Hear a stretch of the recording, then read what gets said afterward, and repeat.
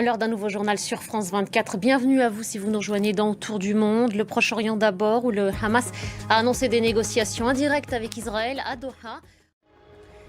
Un déluge de feu continue de s'abattre sur Gaza. Des frappes israéliennes encore plus intensives. L'armée israélienne prépare une nouvelle incursion terrestre. David, est-ce que cette intensification des bombardements sur Gaza, c'est une stratégie de la part de l'armée israélienne? Rabbi Abou Jamas l'a rappelé, l'a évoqué. Merci beaucoup David, et sachez que réunis en sommet, les États membres de la Ligue arabe réclament plus de pression internationale pour stopper les fusions de sang à Gaza.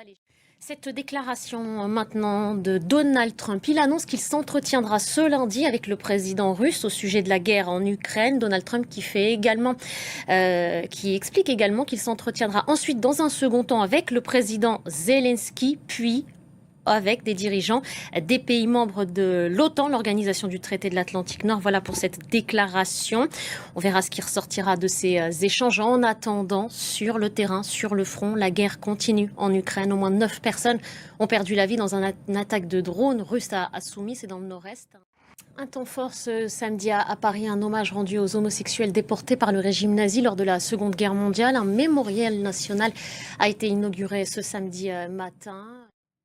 Le choc et l'émotion grande ce samedi à l'annonce de la disparition brutale de Werenoi, de son vrai nom Jérémy Banaona. Le jeune rappeur avait tout juste 31 ans.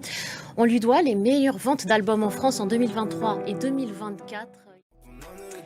Keizloum, bonjour à vous. Vous êtes programmateur musical à RFI. Merci d'être là. On écoute ensemble ce morceau, Chemin d'or, forme d'hommage aussi pour cet artiste parti trop tôt. On imagine le choc terrible dans le monde du rap et dans le monde de la musique tout court aujourd'hui. Ah oui, c'est assez terrible. Enfin, c'est terrible.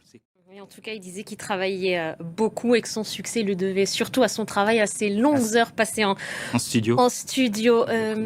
Keizloum, je vous propose, avant de refermer ce journal, de lui rendre une dernière fois hommage. On va écouter Pétunia et on va se quitter là-dessus. J'espère que le titre vous fait plaisir. En tout cas, c'est un de mes titres préférés, puisque justement, il parle vrai et il parle de son succès et des critiques. C'est pour vous et tous ceux qui nous regardent. Alors, on écoute.